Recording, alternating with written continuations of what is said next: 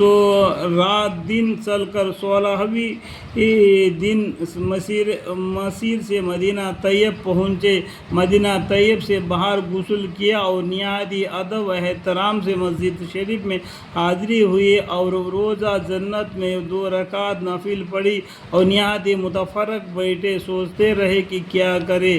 وزیر نے اعلان کیا کہ بادشاہ نے زیارت کے لیے تشریف لائے اور اہل مدینہ پر بخشش اور اموالی بھی تقسیم ہو گئی اور بہت بڑے دعوت کا انتظام کیا جس میں سارے اہل مدینہ کو مدعو کیا۔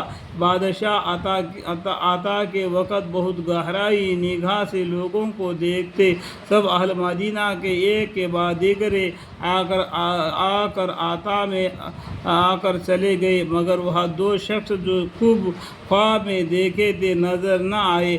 بادشاہ نے پوچھا کہ کوئی اور باقی رہا تو اس کو بھی بلا لیا جائے۔ معلوم ہوا کہ کوئی باقی نہیں رہا۔ بہت غور خوض اور بار بار کہنے پر لوگوں نے کہا کہ 2 نیک مرد متقی پرہیزگار مغربی بزرگی ہے، وہ کسی کی کوئی چیز نہیں لیتے، خود بہت کچھ صدقات خیرات اہل مدینہ پر کرتے رہتے ہیں، سب سے یکسوئی رہتے، گوشہ نشین آدمی ہے۔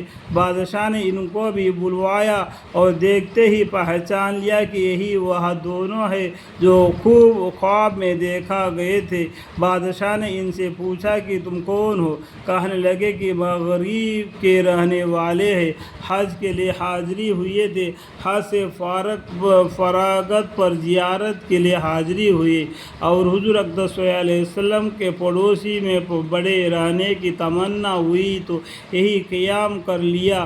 بادشاہ نے کہا کہ صحیح بتا دو۔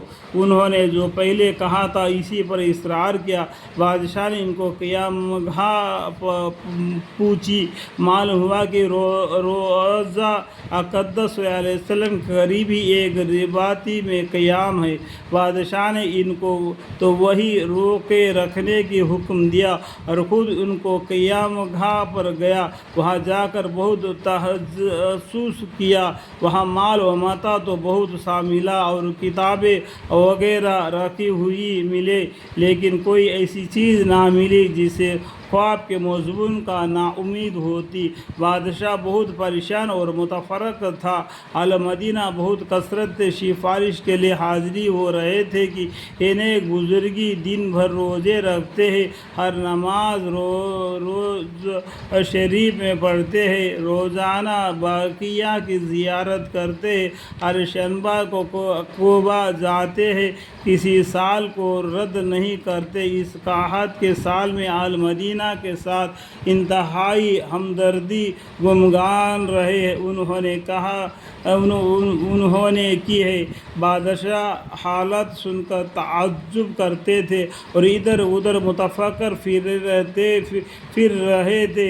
دفعتاً خیال آیا کہ ان کے مسلح کو جو ایک بورے پر بچھا ہوا تھا اٹھایا، اس کے نیچے ایک پتھر بچھا ہوا تھا، اس کو اٹھایا تو اس کے نیچے ایک سرنگ نکلی جو بہت گہری کھودی گئی تھی اور بہت دور تک چلی گئی تھی، حتیٰ کہ قبر طاہر کے قریب تک پہنچ گئی تھی۔ یہ دیکھ کر سب دنگ رہ گئے۔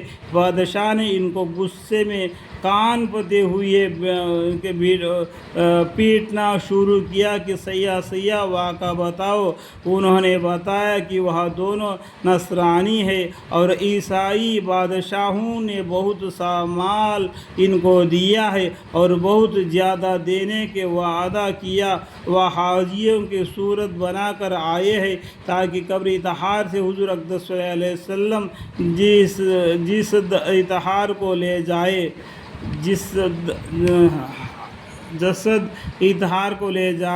جائے میں وہ دونوں رات کو اس جگہ کو کھودا کرتے اور جو مٹی نکلتی اس کو چمڑے کے چمڑے کے 2 سکیوں میں ان کے پاس مغربی شکل کی تھی، ان میں بھر کر رات ہی کو بقیہ میں ڈال آیا کرتے تھے۔ بادشاہ اس بات پر کہ اللہ جل شانہ نے اور اس کے پاک رسول صلی اللہ علیہ وسلم اس کی خدمت کے لیے ان کو منتخب کیا، بہت روئے اور دونوں کو قتل کرایا، اور حضرہ شریف کے گرد اتنی گہرائی خندق کھودائی کہ پانی تک پہنچ گئی، اور اس میں رنگ یا سیس پکلا کر بھروا دیا کہ جس اطہارت تک کسی کی رسائی نہ ہو سکے۔ الحمدللہ رب العالمین۔